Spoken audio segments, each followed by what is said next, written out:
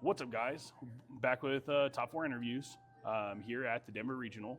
Right now, I'm joined by My name's Cayden Gilvin. awesome. What'd you end up playing for Denver? I played Hanji Zoe, Hanji 2, Okay, on what Death symbol? Symbol. Okay, A little different than the Kevin Broberg. I went aggro and not damage reduction. Just trying to turn 2 kill. okay. And how consistent do you find like the turn two kill? I only had 3 turn 3 kills over the 2 days. Everybody else was turn 2. Absolutely.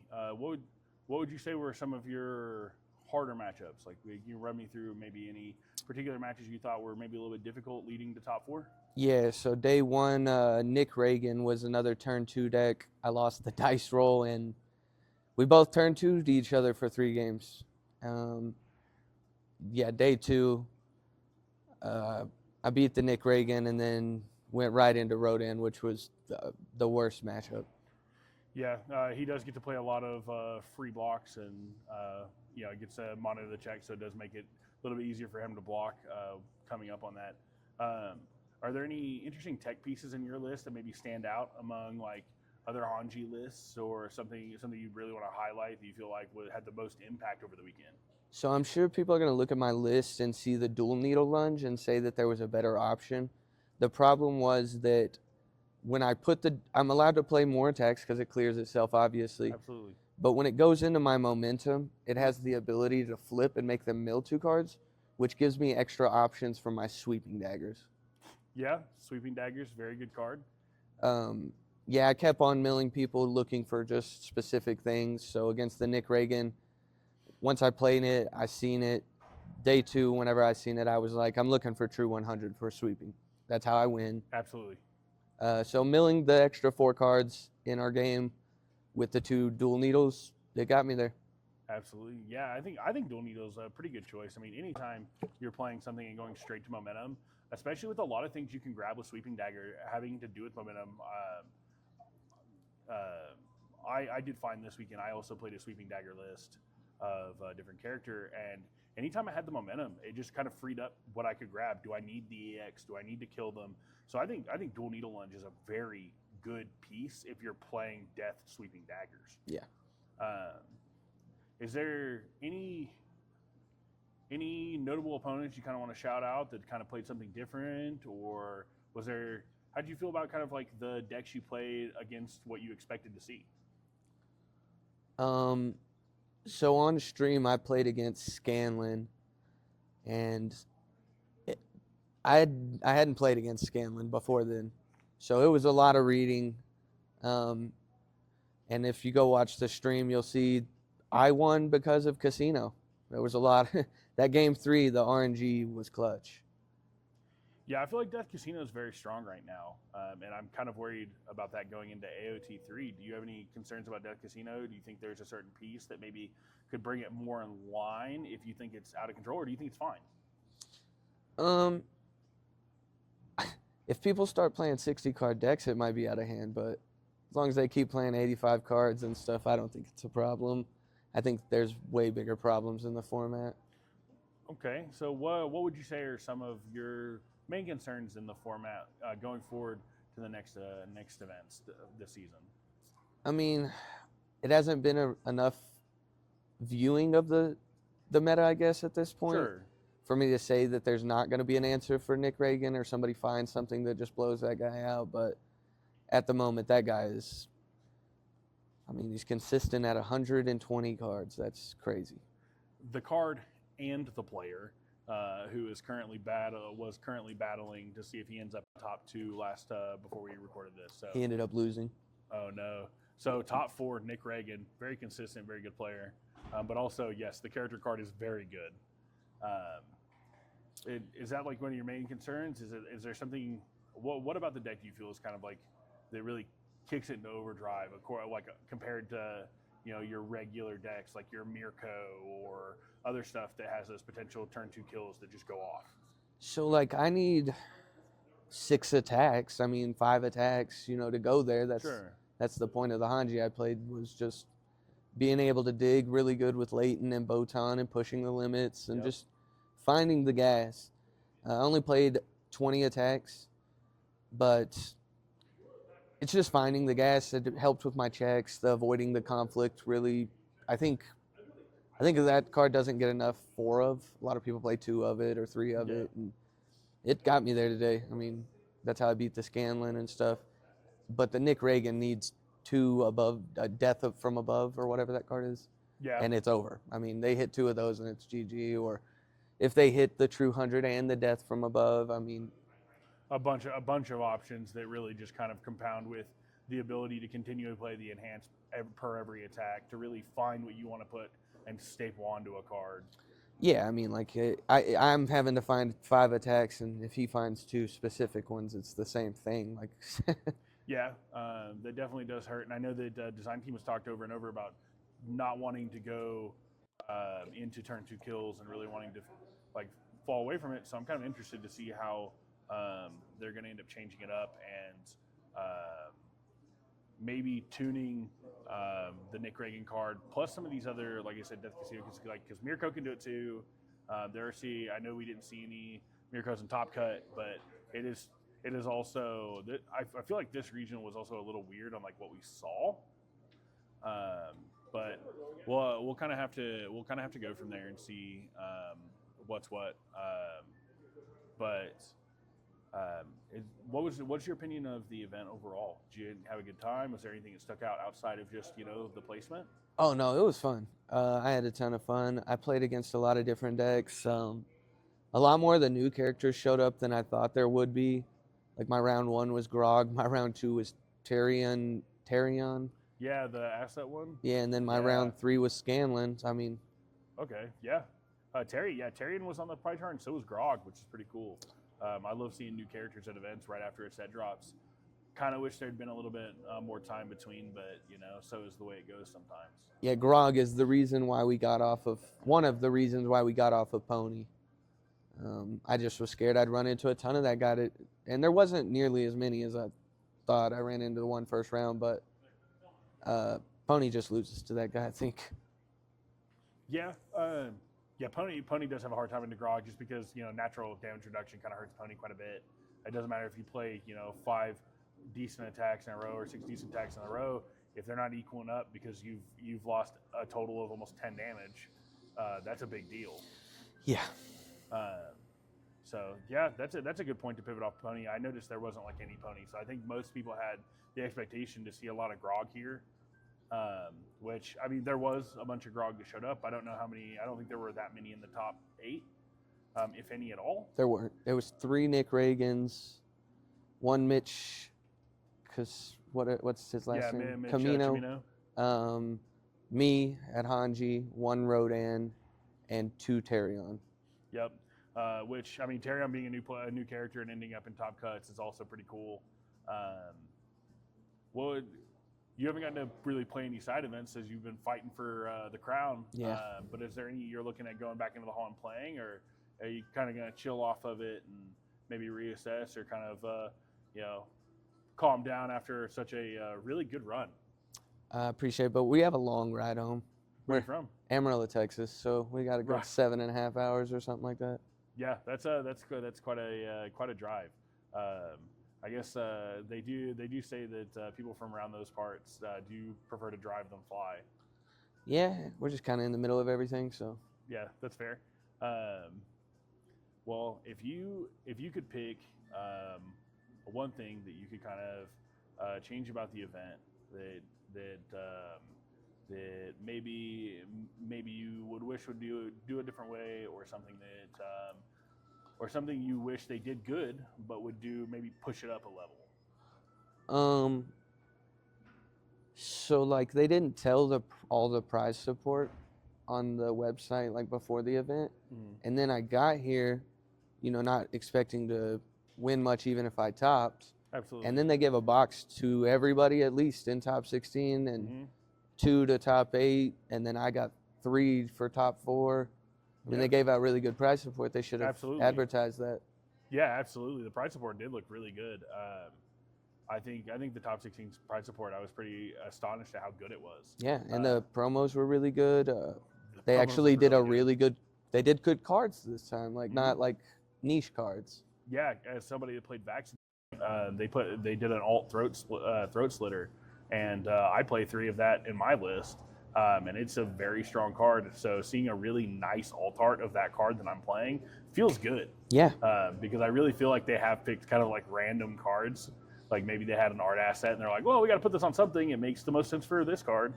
Yeah, I like that they picked cards that are really versatile, like the Hunter's Ally. Like, that's going to be in a number of decks. Whenever the format actually gets a little bit more well-rounded and people know what's going on, I think we're going to see a lot more of that card.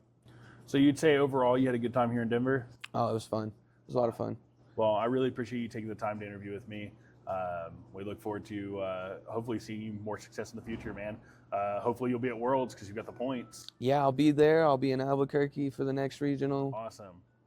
And remind everybody your name one more time. I'm Cayden Gilvin. Thank y'all. Awesome. Well, thank you, Cayden. It's been a pleasure, brother. Yep. What's up?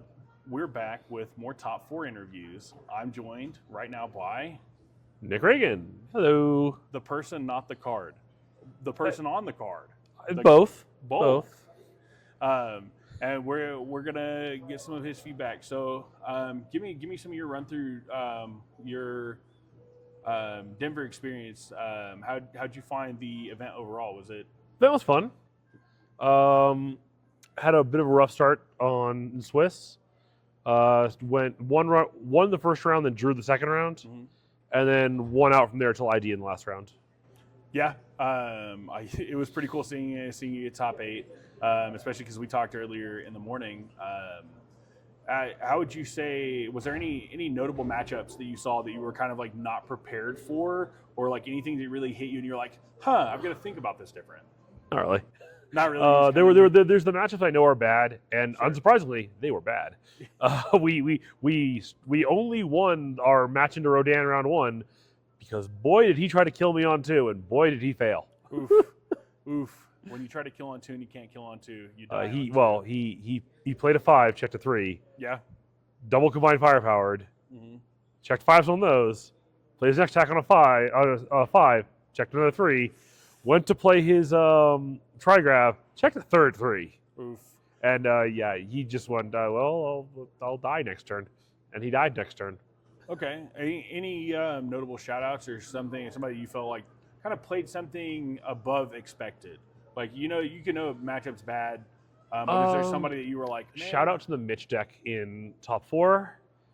From Justin, that deck is sick, and I wish I saw my dim spheres earlier, because then I would have been able to kill him, or at least stop him from killing me, because he wouldn't have attacks anymore.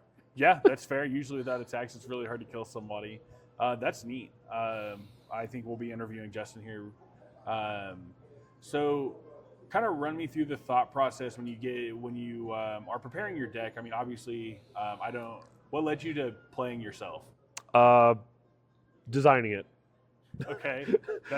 Having the deck sit for 6 months waiting to be printed, and knowing everything it does, and being able to build all the deck, get all the cards for it, not being able to play it, I wanted to play it.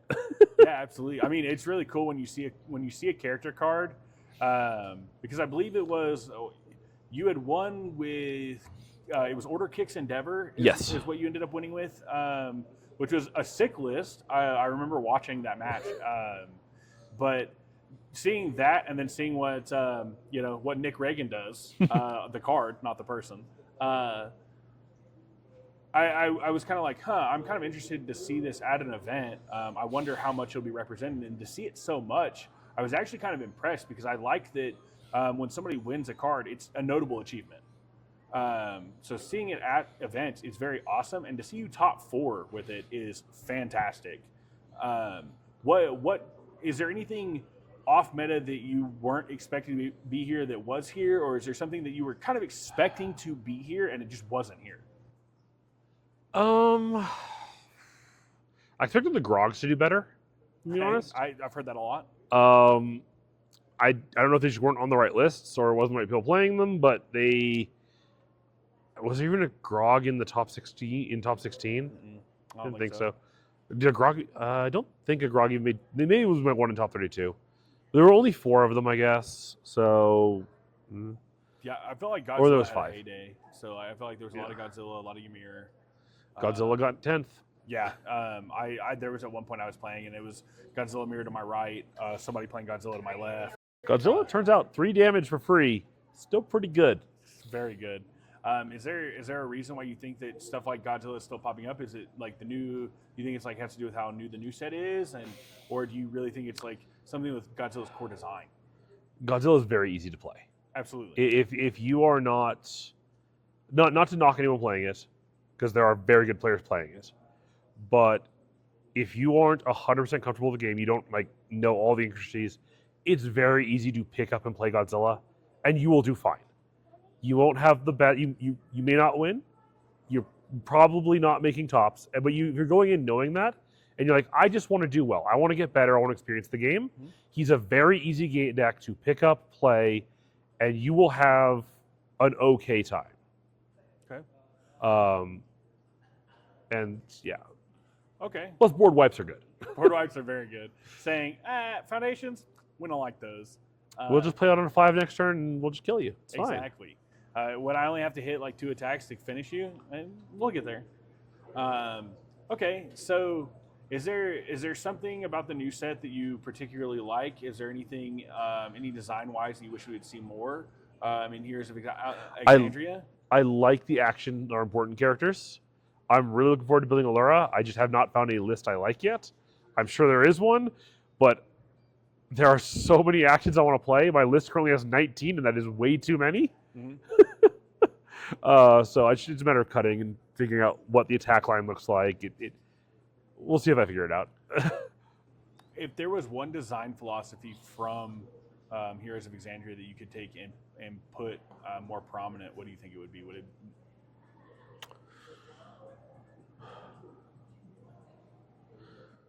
That's a hard question. I like that the characters are strong but understated. Like, they aren't obvious, with a few exceptions, like Grog. They aren't obviously just, this card is very good. Mm-hmm. They require some effort, mm-hmm. but they are very good characters. They just aren't, you need to put some effort into the deck building. Absolutely. Which I really enjoy. It feels more like a set I can build a deck in. Whereas if you look at a lot of the AOT cards, it's, well, I play these cards in this deck. Mm-hmm. Why do I play these cards in the deck? Because they were designed for this deck. There's not a lot of, well, but if I play these other cards mm-hmm. that aren't designed for it, it's even cooler. Mm-hmm. I like the set designs to be not more closed, but less linear. Sure. I don't want it to be, this is the build for this character. Absolutely. This is how you expect everyone to build it. I like it to be more open where, yeah, we designed these cards as support, but we left the character open that they can play these other cards. You'll find something. Yeah, I do find they do a really good job making characters flavorful from the material. Yeah. And I do think that a good point of this set does feel like more characters are playable and less obvious, and I think that's good for power level of the game. Yeah. If that's fair to say. So how was Denver overall? I know you're not from here, so did you have dry, a good time? Very dry. Yeah. My lips are so chapped. Yeah, one of the guys we hang out with has been carrying chapstick all weekend. I should have done that. Yeah. But hey, I'm leaving tomorrow morning. It's too late now. Yeah, it's a little on the late side. What is something you felt like the event did really well? I know Sean obviously always puts on good events. They run it smoothly. The judging staff's great. Absolutely. Things start on time. Absolutely. Things end on, like, they are good about getting things wrapped up. Mm-hmm. Absolutely. Side events are fun. Not that I have a chance to play any of them, but yeah. Well, stop being good at the game and then play more side events. I'm about to go try to play some boss battles. Awesome. Although I think my only standard deck is my character deck. I don't want to play that anymore this weekend. Yeah. I haven't played that deck enough this weekend. That's fair. Maybe I'm going to buy a box and I'm going to do sealed boss battles. That's what we're going to do. That's actually a really good idea. I like that as an idea. Sealed draft box battle. Not as draft. Sealed. So the thing is, construction. because you're cooperative, Yeah. you're all sharing your pools. We have 24 packs to all build our decks from. Oh, that's a sick idea too. Well, that's what you do in sealed teams. Yeah. Is they hand you, I think it's 24 packs, and you as a team are building your 3 decks from that box. That's cool. I like that. I've never played an event where that's been. Yeah, the last time they did it was 2021 Worlds when they did Dragon's Horde teams, which is even funner. Yeah, we had a conversation with somebody about Dragon's Horde as a side event. Such a fun side event. Like such a good side event. So fun. It's very unbalanced because someone will get the packs with the really good cards, and someone's going to get a whole bunch of like Heroes Clash. Yeah, someone's going to get a bunch of Heroes Clash. Someone's getting an AOT 1. Actually, never mind. That isn't good. AOT 2. There we go. At least there's like 2 cards that's like, there's probably. The problem is AOT 1, you get a bunch of like, oh, I have some blank 1s and 0 diffs. Yeah, for like half of deck construction. I mean, they're good to have, but. Okay, well, if there's one thing you could change about the event, not necessarily a negative experience or anything, but if there's something you like thought that they potentially did really well at the event that you would maybe take in a different direction or maybe amp up or scale a different way, is there anything that you would? About the event as a whole, no. There's one thing I would change. I would have checked a 5 on that Besieged. Y'all heard it here first. He would have checked a 5 on that Besiege if it was up to him. I really appreciate you sitting here and having a chat with me, Nick. This is the second time I've gotten to talk to you in 2 days, which is fantastic. And I really appreciate you sitting down with us. No problem. Once more, that was Nicholas Ragan. the character. Nope, the guy, not the card. Thank you so much. Congratulations on the top 4. Yeah, thank you. All right, welcome back, everybody. This is Brian with Response on Play, and I am joined today by Justin Martin. Yep. And Of the MGLA. Yeah, of the MGLA. Exactly. And you just finished up finals, and how did that go? Not as good as I would have liked to hope. We obviously prefer winning, but I had a very good match with Andrew, and I definitely I feel like there are some plays I could have done different, but I think there's an extent that he played it really well, and at least game 1 my deck was not cooperating with me, so like I'm not too upset about it. I think it was a great match, and everyone said it was fun watching, so that's the best part when you're on stream. Yeah, I look forward to watching it later. I didn't have a chance to watch it because of these for this one, but I look forward to watching the top cuts portion maybe tonight. We'll Hopefully. see what happens. Maybe tomorrow. Maybe I'll watch it on the flight. Yeah. But I was going to say, who were you playing today? Oh, yeah. So I was playing Mitchell Chimino, a fellow MGLA member. Even if he won the card before he was on MGLA, it's still our card, all right? No, in all seriousness, obviously our team is just a bunch of friends for the most part, so I wanted to play the deck of my friend Mitchell Chimino, and it also worked very well for me that on all 3 of his symbols and just his character in general is one that I love. Like it's doing things that I like doing in the game. Most importantly, taking control of the match and not dying on turn 2. Always got to do that. I have to have agency in the game, and like the way we do that is by like messing around with our momentum, which I love the momentum mechanic, and then messing around with keywords, which I love keywords, and then recurring stuff, which is almost like tutoring, which is like my favorite thing to do. So like I played Mimic, was like one of the first characters I did really well with, and my favorite part about that character was I got to tutor whatever I needed from the discard. So I got to kind of do that as anyone who caught any of my games on stream might have noticed, of like looping the showdowns by like putting in momentum and then getting value out of them on my turn and using them on my own put. So all of that just like was really fun to do, and I think it is definitely every other deck this year is going to have to compete hard for my favorite and most fun deck that I've played. Yeah, and that's why I played it. That's fair. What symbol were you on? Out of curiosity. Oh, sorry, No, you're I was fine. on the order symbol. Okay. I built all 3. I only tested 2 of them. The Chaos, I built like a weapons version that was just doing weapons thing. The only thing missing from that one was Chimera Kraken, so I never tested that card. But I know that card probably just goes in at some point. It's just how many do you put in? Sure. The only thing I didn't like about that one is it was just aggro, and then if we didn't see Black Abyss, the deck sucked. and if we did see Black Abyss, it was a free win because like you put 2 or 3 of those in the momentum, and it's like, oh, +9. Thoughts? Like it's like what are you supposed to do into that? No, so sure. I didn't like that one as much. So I pivoted to Order because I played Order Krista. I guess I never played it at an event, but I knew of Order Krista, and I had reps on the deck. And the cool thing about that version was the Heaven Piercing Ice Wall and getting full value out of the freeze, 2 foundation stun during this attack. And I realized on Mitch, we just get to do that. So I was really excited to try that out. And that is easily my favorite part. My first build was something that was a lot bigger than the build that I had. It had 20 attacks. It was like a more normal build. And then I ended up getting a chance to peek at Ryan's list. And he basically was just running something very similar to what I had, but slimmed down and with way less attacks. I was like, no, that just works. Because we just replay them. Yeah, so that's what I ended up going once with. You've seen them once you've seen them. Yeah, exactly. So we ended up playing on the Order symbol to answer the question. No, that was all basically would have been the follow-up of cards that you liked in the list that you decided. Heaven Piercing Ice Wall. Heaven Piercing, Koenma's. Yeah, that was Koenma's, another that's a favorite. That's one of the biggest differences from my main board to Ryan's, is that I main boarded the Koenma's. And I didn't resolve that card off stream once.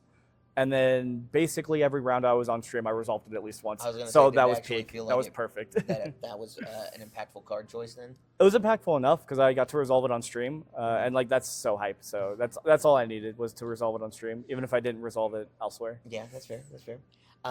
So obviously you had a really great run. I think you did, I don't remember where you got in Swiss. Obviously it was within top 8. yeah. It was a 6th place, so I was 5-1-1. Mm-hmm.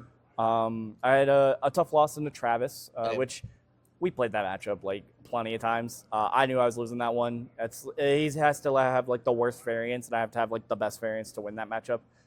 Just because committing for Travis and Wubb's Nick Ragan deck, committing them down does nothing. Because the basis of their deck is we run 8 to 12 cards that stack our deck. So we just have free checks. So we're just playing a character that goes +2/+2 on face, and it's that's pretty good, even if we don't hit anything else good, if we're just stacking our checks. And that deck also plays teaming. So even when we're committed out, we can go on a 5, checks a 5, get wrecked. What are you supposed to do into that? For sure. Yeah, I was gonna ask who they were playing, but I was gonna say, outside of Top Cuts or just in general, what were some of your favorite matches of the day? Yeah, so that one wasn't too bad. I think I do have one favorite from Swiss, and it was definitely a contender for my favorite over the weekend. And then I played Barlow in top 8, and it was no competition. He beat me up so bad, but that deck was so cool. Yeah, but I wouldn't mind talking about the Barlow match, but that was top 8. But Swiss, the matchup was into, and I'm blanking on the name right now. I probably should have looked it up, but I think it was Trenton on Ghidorah. I think. Okay, sure. That's what's coming to mind. If I got the name wrong, my bad. I know I played Trenton, so if that was the wrong person, sorry about that. But the entire match was just was this really interactive game. I happened to know before we started playing that my Ghidorah matchup, pretty sick. All of my attacks are for 10. So if I go walk the dog, I go power for 4, pitch of momentum, it's for 10. I don't got to do anything else. So that's pretty good for the Ghidorah matchup. And then Patchwork Babies gets to 10 trivially easy once you have one other card in the card pool. So you just have to play it on a 6. But every other card gives at least one more damage to it. So then you make it powerful 4, go powerful 4, gets to 10. So I don't have to care as much about the I have to do 30 in 1. I can just do instances of 10. But that match ended up being really fun because we had this very interesting back and forth. And the entire game, I'm trying to take control of the matchup and also play around Barrier Shield. Because it's not enough to kid him down. I also have to hope he doesn't have Barrier Shield. Turns out both games, of the 4 Barrier Shields, he drew 0. So I was playing around something that just wasn't there, but it was still my favorite match for up until Top Cuts. So. I was on the other side of that matchup effectively as a Ghidorah player today. Yeah. And definitely it was a very fun playing into the Mitch as a character. It was definitely hard. I was using my brain way more than I thought I was going to sit down at the beginning of it. That is almost certainly one of Ghidorah's hardest matchups because Ghidorah is just going to be really bad into anyone that can go 10, 10, 10, and be yes, you have to deal with all of these. I agree. If you can't take a pot shot and then heal it back through, Sword of the Darkness Flame or whatever, and then be at 1 and be like, well, they got to make this one for 30 still because that's what their character, it's just, you have to, I don't know. It's just tough to play into someone who does 10 on every attack. So. For sure. And then I actually played against the list that Barlow was talking about, but let's talk about your matchup for it, because I know you both were sitting there almost until time, I think. It was till time. long. We went into overtime. I wasn't sure. I remember I saw the others get up, and you two were still playing. We were sitting there playing the sickest games of UVS I've ever played. Hands down. It's that simple. So that ended up being a really fun match. We, of course, both know each other because he's practiced with the MGLA guys a bit. And of course, I knew he was on Terry before he ever came this weekend. I assume he knew I was on Mitch. I guess I don't know. I don't know if I ever said so in our chat, but most everyone in the calls knew I was on Mitch. But we both assumed that was gonna be hour and a half control match, or control game. Sorry, we were we're going to time on game 1. That's it. And then what ended up happening is I kind of overplayed on game 1, and so he was able to just kind of backswing me. I was like, yeah, that's fair. But I did a lot of downloading, to use a fighting games term, on game 1, and then I ended up figuring out that game 2, I ended up having a bit better draws. That certainly helped. But I also was able to go into the match with a little bit better of a strategy and knowing exactly how to tackle the Tarian deck. With the fact that even if you commit them out, they still have assets to do. It ended up being, a lot of attacking his momentum and attacking his resources and trying to tax those into his turn. So game 2, I was much more lucky on when I drew the Heaven Piercings, because that does tell him you can't play next turn, and that's really good. Because unlike Mimic, who can play with all his foundations committed, Tarian just gives speed. So while he gets to play this greedy defensive game, he can't play the offensive game without having some foundations. So that ended up working out really well for me game 2. And then game 3, it was just it's really hard to describe. And it would have been sick if it was on stream, but I get it. They wanted the match they had. And I'd also been on stream twice by then, so I get it. But the line that ended up killing him, it was just one where it's I had to play it so perfectly. The turn before, I Fierce Wings to Scanlan's hand, which that came in from the sideboard because that just obliterates Tarian, right? So I ended up getting that back, but I looked at my hand. I was like, I don't think this gets there. I've got him some foundations frozen. I'm gonna build and pass. Tell him do 30 or whatever health total I was at. And then we go to the next turn, and I end up drawing, and I think I mitched both of my Walk the Dogs because they ended up being in momentum, but I couldn't do any more. And then I looked at my hand, so I ended up having Scalen's hand, Patchwork Baby, and 2 Walk the Dogs, and I counted out my attacks. I had 1 more attack in deck because I run so low attacks. It was easy to find. So I go, all right, cool. I think the answer is simple. I think we go, I mitched the Fierce Wings. So I actually had the Fierce Wings this turn. We go Patchwork Baby on a 5, play Fierce Wings to get Scanlan's. And this entire turn, I have to play around 1 Team Dr. Ichigaki. That's the hardest part. So I pick up the Scanlan's hand. He doesn't cancel. I'm like, all right, sick. Go to that one resolves. I think he ended up taking it. So I was like, okay, cool. He's at a low enough health total or whatever. Or no, he blocked that one. But he was at 5.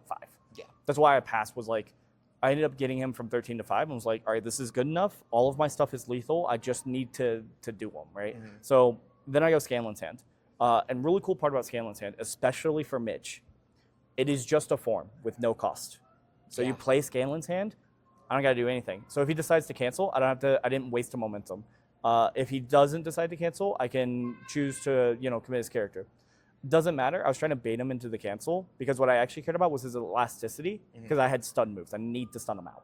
So I ended up committing his elasticity, didn't have to spend momentum for it. I ended up going Walk the Dog, go to draw on the Walk the Dog, draw the Patchwork Baby. That was the final attack in my deck. And then from there, it was just, it didn't end up mattering, but we made exactly 1 play mistake on that line. And that was, I thought I pressed the damage on Patchwork Baby because we had both figured out that he has to cancel the damage on Patchwork Baby for the Team Dr. Ichigaki, or he just dies. Because he can't block that one and a Walk the Dog. So in my head, it's at 4 damage, which is what it was going to be at post-cancel. I didn't press the button. So So he's still at it. I ended up on the walk the dog. I had to play through him canceling my new number 1 to put it back to printed. But he checked the 3, so never punished. Always clean gameplay from me. So For sure. Well, going a little wider from Sure. the events of the event into like your trip here, the event itself. Have you been having a good time here in Denver so far? Oh yeah, I love Denver. This is not the first time I've been to Denver. I have some family that's out from around here, so family reunions are sometimes in Denver. And I think it's a cool city. Like, I really like it. If you can find like the cool shopping areas, they have some good restaurants for sure. I ended up last night we tried to go to Texas Roadhouse, but they had like an hour-long wait. It was ridiculous. We ended up at some place called Bar Louie instead, and they had food was delicious, drinks were amazing. Some of the best drinks I've had. So like that was a very nice change of pace and very fun time. It was late at night, so we didn't have like walking around, but it was like in this like shopping center section. That was really cool. So.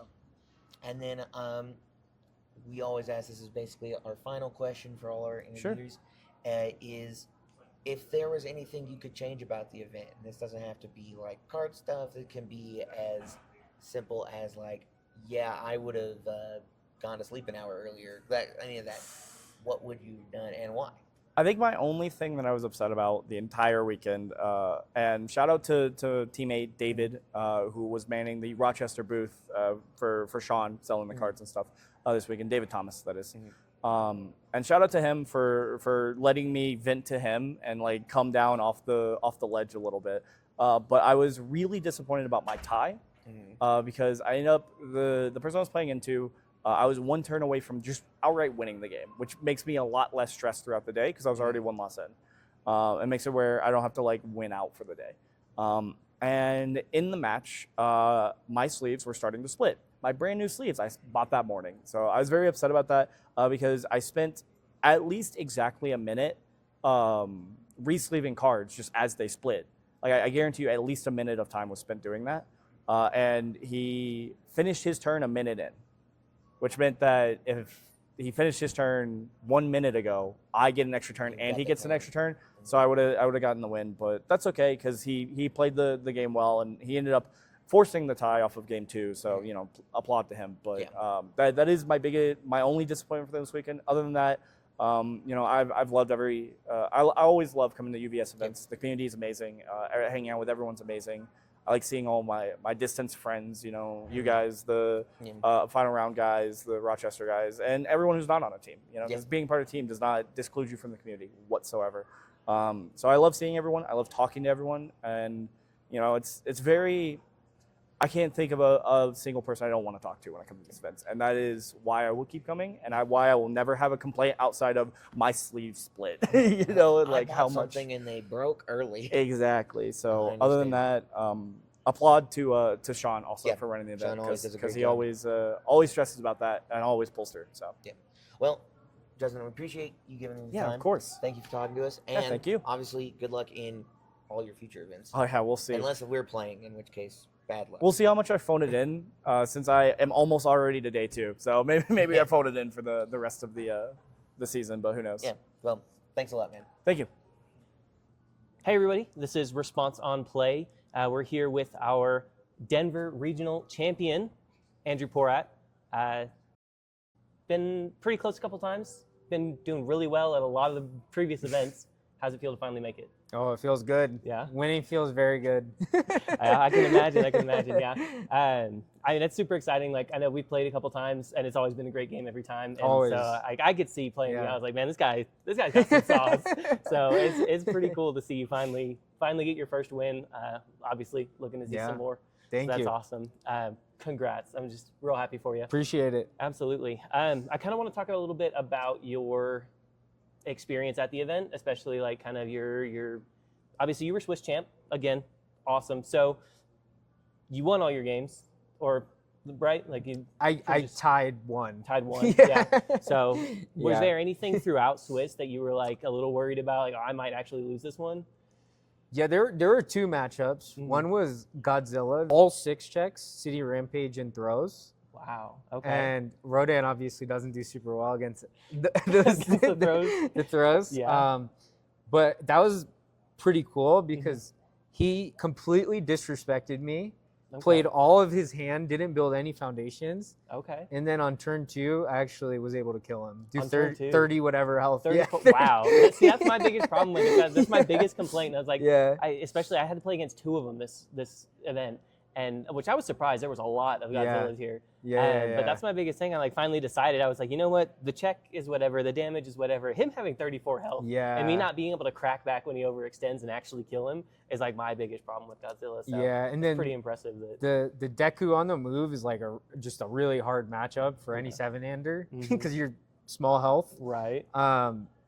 But I don't know. I was just able to like get in there. You know, like was it like a one-shot Deku? Yeah, one-shot Deku. Okay, Yeah. So it's like basically, you know, every turn is like you got to put a lot of like you're either building your whole hand, or you're putting like as much pressure as possible. So it's crazy. So I was able to somehow get in there before he could combo me out. Those were the two matches. The 2 wins. Yeah.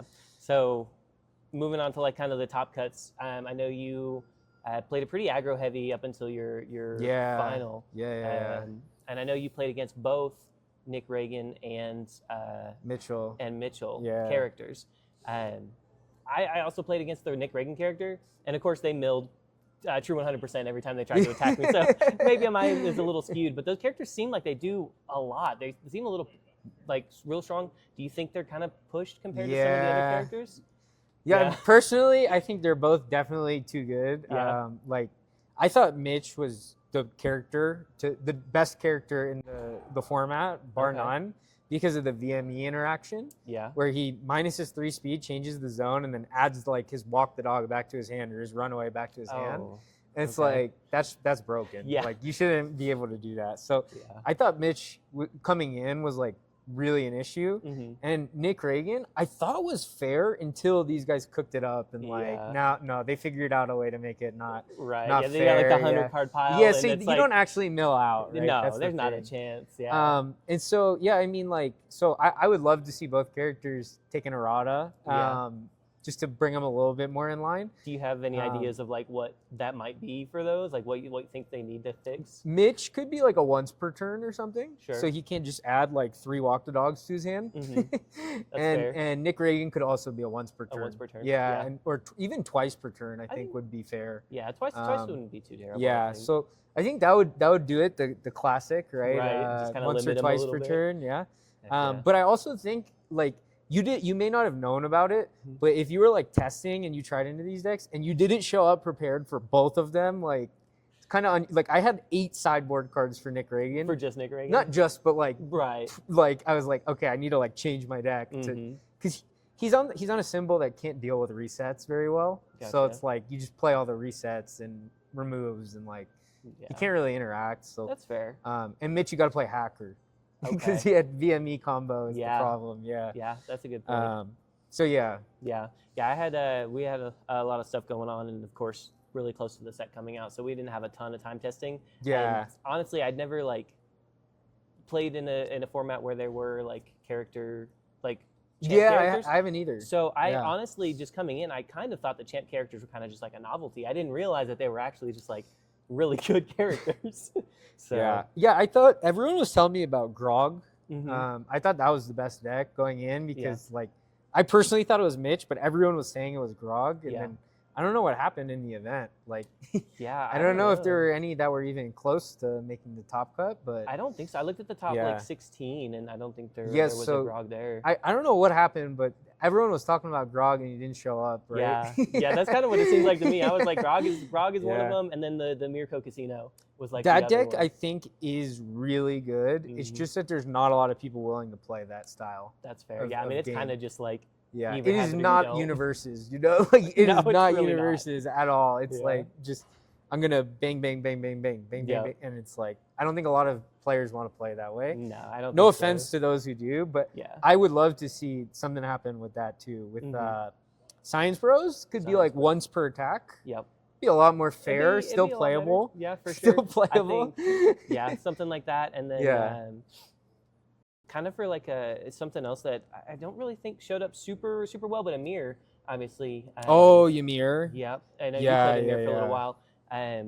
They've got, and I know Steph was playing Pike, Yeah, and yeah. the characters that get to use recuperation time really well, Yeah. and they get to play multiple recuperation times, like I think that one honestly could like maybe Yeah. become unique. Like Yeah, that would be a great fix. Is Mhm. recuperation time unique? That's Yeah. brilliant. I think those decks did show up, and some of them did really well. yeah, But I think people are just prepared for it now, so it's like okay. yeah, You know, like Yeah, it's not- if you know it's coming, it's not as bad as if you're blindsided by it. right. But that being said, it's really obnoxious that style of play to me Yeah. personally. So Yeah, like you that's like- why I switched off Ymir yeah, I was because gonna ask you about you, that. like I recognize Ymir was better doing this recuperation time funny business, yeah, and I was like I don't want to do that. I want to like block and Yeah. yeah. So anyways, that's how I feel. And like it's crazy. Ymir is in damage capped at like 5. That would be more than Yeah. enough damage to give to any move. Like Mhm. there's no way that Yeah, 'cause she's meant to give literally like 15 to 20 damage on like the 4th move. Like right. that's just Yeah, we've had stupid. characters in the past that did similar stuff like that, and they've all been like Yeah. damage capped and stuff like that. Yeah, like prove me wrong that she should be able to pump like over 10 damage. Like that Yeah. just like why? Yeah, that doesn't that's make any crazy. sense. So But- that yeah. I did want to move on a little bit to talking about specifically your deck. Obviously, you said you switched from Ramir to Yeah. Ragan. Yeah. And I know one of the kind of key pieces I was looking at was Ascend to Battle. Absolutely. So how does that kind of work in the deck? Because I know it's a 6 diff, Yeah. and you kind of want to play it late. I assume because Yeah. you're going to get all the stuff in the card pool, but you're Rodan, so you're trying to not overextend. So how does that kind of work? So Ascend to Battle is a 6 diff 3 check from AOT1 that is a 5 speed for 0 that has a blitz that says blitz get damage equal to the printed speed of every attack in your card pool. And so I looked at this card and I was like, oh, this card's like the fair version of Ymir because you, yeah, you play a bunch and you get the big one at the yeah, end. on a 6, right? Yeah. And Rodan is uniquely positioned to play this card Mhm. because you don't have to take a risk of checking a 3 if you don't want to, right? Because Fair. you can look at your checks if Mhm. you're thinking about playing Ascend to Battle and make sure you're gonna check a 5. Right. So that's so like the way to use this card in my list Mhm. was like if we're playing a longer game, I'm gonna hit you with like 2 whatever attacks into Yep. Tri Gravity Beam, Mhm. scoping out the hand, Yeah. remove the high block, remove the runaway, remove the barrier shield, Right. and then we send in Ascend to Battle on a 9 for 20 damage, and we start pump Yeah. any more damage you need with the stage, and it's Yeah. it's game. So Yeah, 'cause you that's got, how like- I win most of my games. Yeah, Right. yeah. Because you got like the obviously the fire powers and like Yeah. you're running like a bunch of like Stage with damage. stage yeah. bump. Yeah. So Stage pump. I like that Okay. term. Yeah. So that's the Ascend to Battle thing. But also, Yeah. if people just disrespect you, Mhm. turn 2, like you play like an attack, you check a 5, they can't block it. You hit them for like I don't know 5, 6, 7, Mhm. and all of a sudden like the line opens up, and you're like, right. okay, if they don't block the next one. Yeah. Yeah. You just kind of like testing the waters Yeah. a little bit. You know, to see how much you're allowed to get away yeah, with. yeah. So yeah, Heck that yeah. that card's a lot of fun. A couple of people had Always Cool, Mhm. which was like you cannot play that card if Always Cool is available. So Right. that's just like you just you review it and Yeah. you take whatever you draw instead. That's where you got to right? kind of Yeah. change the Always game plan a Cool little keeps bit. it at 0, not very good. Yeah. Yeah. No, I can imagine. Oh goodness. Well, I guess kind of before we wrap up here, I wanted to ask. Obviously, you played the whole event, Yes. but kind of walking around, in between rounds, anything like that. Yeah. How was your experience overall here? It was a great experience. I really liked that they weren't policing people who are watching games. Yeah, I Because remember that at Nats a It lot. really bothers me when we're here to play the game, watch Uh-huh. games, be around people who like the game, and we're being told we can't. Like Yeah. that rubs me the wrong way personally. Yeah. So let's, commend whoever's decision that was to let people watch games. Yeah. I thought it was really well organized and run. I mean, it's like very reasonable time to be ending today. Mhm. Like, isn't that Yeah. something? Remember Yeah. when we used to end at like 10 p.m. because they're turned off the lights? Like, Yep. Yeah, they were yeah, like so literally shout kicking us out of the yeah, venue. yeah. like- So really yeah. well run, great hotel, like so great event. Yeah. Awesome. Yeah. Is there anything that you would change about the event, you think? Not really, No? honestly. Yeah, It was you just pretty had to- good. Yeah, yeah. I had a good time. I Awesome. can't complain, man. Yeah, we I like won. to hear that. I mean, they're listening to feedback, and so we're getting good Yeah. advice. So Yeah. awesome. Well, hey, congrats again. Hey, Real thanks. proud of you. Yeah. Thanks so much. Absolutely. Thanks for taking Yeah. the time to talk to us. All right, take care. Absolutely. Thanks, everyone. Thank you.